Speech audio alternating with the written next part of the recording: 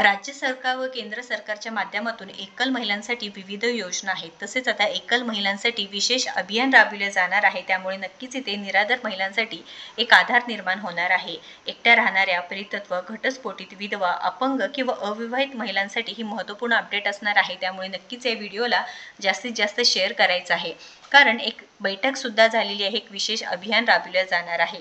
त्याबद्दल आपण सविस्तर माहिती पाहूया. आणि चॅनलवरती नवीन आहे किंवा अजूनही आपल्याला सबस्क्राईब केलं नसेल तर पहिल्यांदा सबस्क्राईब करून घ्यायचं आहे. एकल महिलांसाठी विशेष अभियान अहिल्यानगर जिल्हा परिषदेचा एक निर्णय घेण्यात आला आहे. साऊ समितीसोबत बैठक सुद्धा झालेली आहे. तरी ते वेगवेगळ्या योजनांमार्फत एकल महिलांसाठी राज्य सरकारच्या माध्यमातून निधी सुद्धा दिली जाते. आता रोजगार असू दे किंवा निधी असू दे, नेहमीच सरकार महिलांचा विचार करत आहे. तर एकल महिलांचे सर्वप्रथम संरक्षण करून राज्यात महिला सक्षमीकरणासाठी एक पाऊल पुढे टाकणाऱ्या अहिल्यानगर जिल्हा परिषदेने एकल महिलांसाठी विशेष अभियान राबवण्याचा निर्णय घेतला आहे.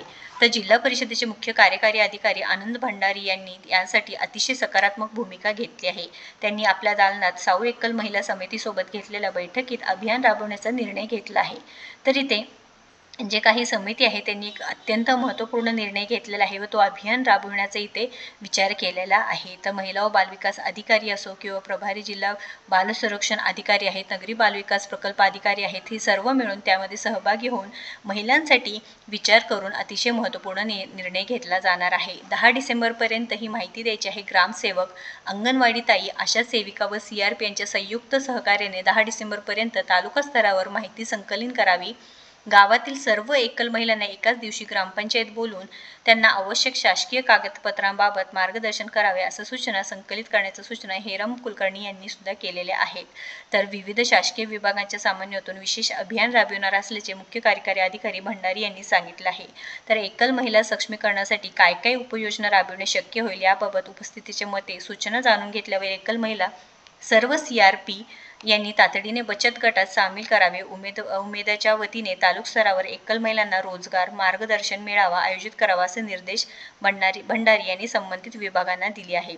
तर रोजगार निर्माण केल्यामुळे नक्कीच एकल महिलांना सपोर्ट होणार आहे, कारण त्यांना कोणाचाही आधार नाही. फक्त जरी निधी दिला तरी सुद्धा रोजगार दिला तर ते स्वतःच्या पायावर उभा राहतील व जे काही कुटुंबाची गरजा असो किंवा स्वतःच्या गरजा असो ते पूर्ण होऊ शकणार आहात. रोजगार आहे त्यासाठी मार्गदर्शन वेळोवेळी दिलेलं खूप गरजेचं असणार आहे.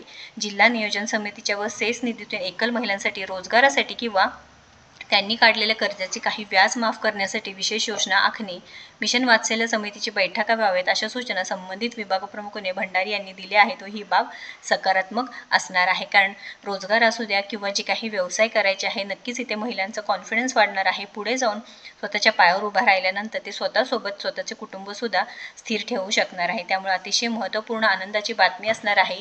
त्यामुळे एकल महिलांनी नक्कीच इथे जमा होऊन सर्वांनी जे काही कागदपत्र असो, त्यानंतर ग्रामसेवकांना, अंगणवाडी ताईंना, आशा सेविकांना सर्वांना भेटून तुम्ही जे काही कागदपत्र आहे ते सबमिट करायचं आहे. महत्त्वपूर्ण माहिती जास्तीत जास्त शेअर करा व आपल्याला फॉलो व सबस्क्राईब करा.